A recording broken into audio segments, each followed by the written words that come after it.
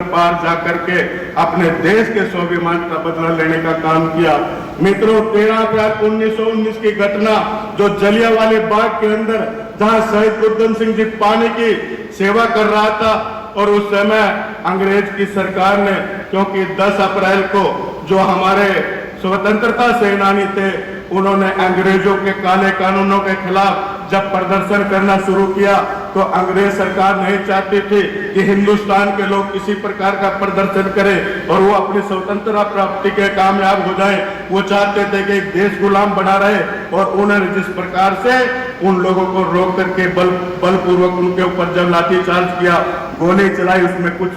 5-4 लोग उधर से मरे, कुछ उधर से मरे, और 13 अप्रैल 1919 को उनकी याद में एक जलियांवाले बाग के अंदर एक शांति सभा वो लोग कर रहे थे। शांतिपूर्ण तरीके से वो सभा चल रही थी, लेकिन अंग्रेज की सरकार नहीं चाहती थी कि हिंदुस्तान के लोग इस प्रकार से इकट्ठे हो, इनमें देशभक्ति का जज्बा जजे, और देशभक्ति का जज्बा अगर इनमें जाग गया तो हमें यहाँ से देश छोड़ करके जाना पड़ेगा। और उस समय माइकल जनरल ओडवायर ने एक आदेश दिया कि इनको यहीं से गोली से भून दो, और आपने अगर उस जलियांवाले बाग के अंदर अगर आप में से कोई गया हो तो उसमें जाने का भी एक ही रास्ता है और आने का भी एक ही रास्ता है। उस रास्ते को घेर लिया गया, चारों तरफ से गोलियां चला दी गई, और वहां लोग अपनी जान बचाने के लिए उस जलियांवाले बाग के अंदर एक कुआं है, उस कुएं में भी बहुत से लोग अपनी जान बचाने के लिए कूद गए, और देखते देखते कुआं भी लाशों से भर गया। 300 से ज्यादा लोग उसमें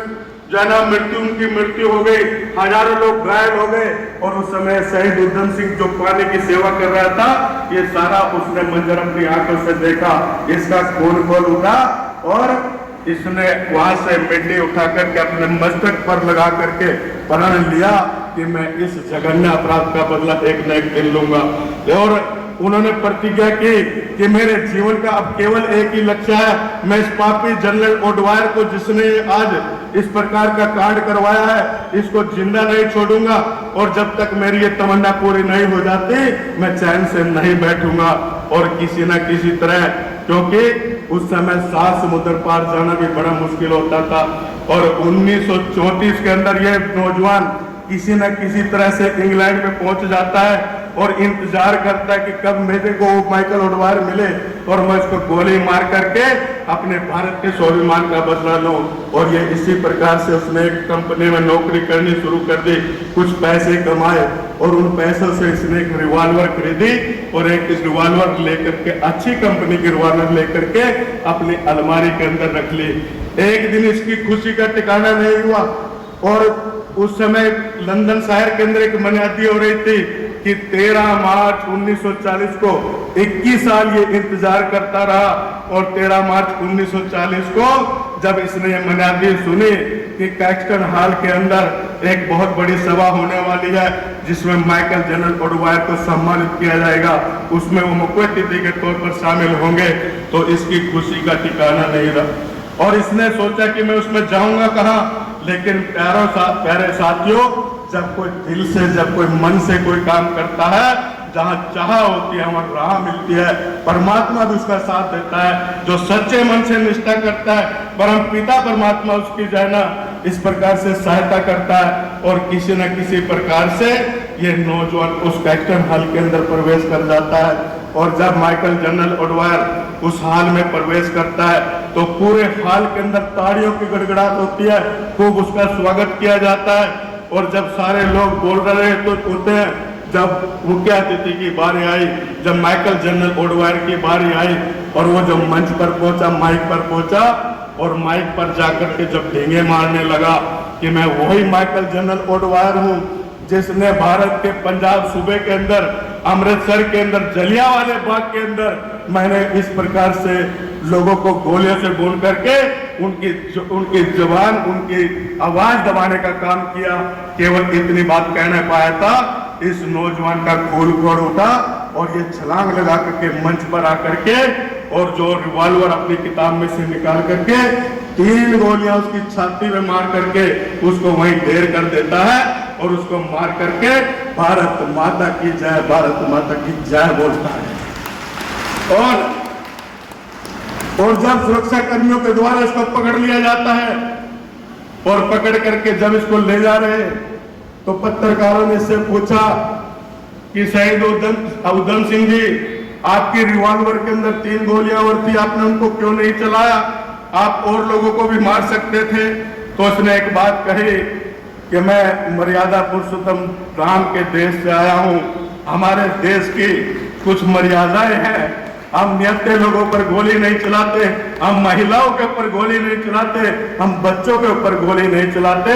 और जब उससे पूछा गया कि तुम भाग भी सकते थे, तो उसने कहा कि मेरी मिट्टी के अंदर शेर पैदा होते हैं, कायर पैदा नहीं होते, इसलिए मैं भागा नहीं, क्योंकि मेरे जीवन का एक ही लक्ष्य था कि मैंने अपने भारत माता के जो सीने पर इसने जो घात लगाया था, इस पापी को मारना मेरी प्रतिज्ञा थी। आज वो मेरी प्रतिज्ञा पूरी हो गई है और आज मेरा जीवन सफल हो गया। अब मुझे कोई चिंता नहीं, आज मुझे फांसी भी हो जाए। और 31 जुलाई 1940 को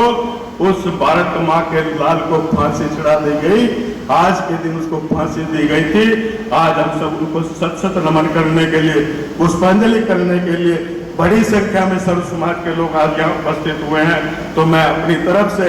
ऐसे उस शिरोमणि शहीद, क्योंकि घर में तो कुत्ता भी शेर होता है, ये नौजवान तो 7 समुद्र पार जा करके इस प्रकार का काम करके आया, जिसकी शहादत का कोई सानी नहीं है। इस प्रकार का काम इस शहीद ने करके दिखाया है। और मित्रों, मैं अभी निवेदन कर रहा था कि आज देश के अंदर इस प्रकार से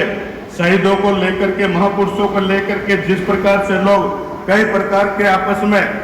टकराव पैदा करते हैं, मेरा आप सबसे एक ही निवेदन है कि शहीद और ये महापुरुष सबके हैं, सबको इनको पूजना चाहिए, सबको इनको मानना चाहिए, सबने इकट्ठे होकर के इनके उत्सव मनाने चाहिए। और हम हर साल शहीद दिवस मनाते हैं, लेकिन कोई ना कोई हमें जो है ना प्रण लेना चाहिए। आज शहीदी दिवस के ऊपर भी हम यहाँ से कोई ना कोई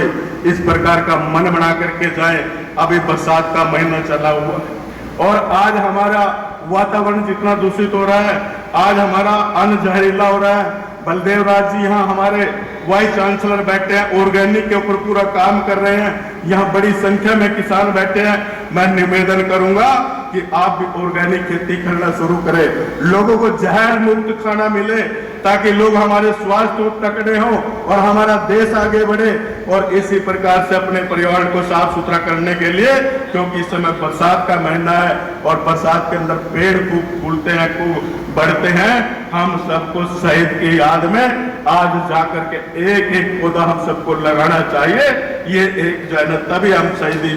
शहीद को सच्ची श्रद्धांजलि मानेंगे। तो मैं आज सबका धन्यवाद करता हूँ, विशेष तौर पर माननीय मुख्यमंत्री जी का, कि उन्होंने इतना दरिया दिली दिखा करके और उन्होंने मुझे बुला करके कहा कि प्रदेश स्तरीय कार्यक्रम करो, बढ़िया कार्यक्रम करो, और मैं स्वयं इस कार्यक्रम में आऊंगा। स्वयं बुला करके ये बात कहना, ये इतना बड़ा काम माननीय मुख्यमंत्री जी ने हमारे सब लोगों के साथ जो है ना, जो इन्होंने आशीर्वाद देने का काम किया, मैं दिल की गहराइयों से समस्त समाज की तरफ से और अपने समाज की तरफ से आपका हार्दिक अभिनंदन करता हूं और आपका हार्दिक स्वागत करता हूं। और एक बार फिर मैं शहीद के चरणों में नमन करते हुए अपनी वाणी को विराम देता हूं। जय हिंद, जय भारत, जय उधम सिंह।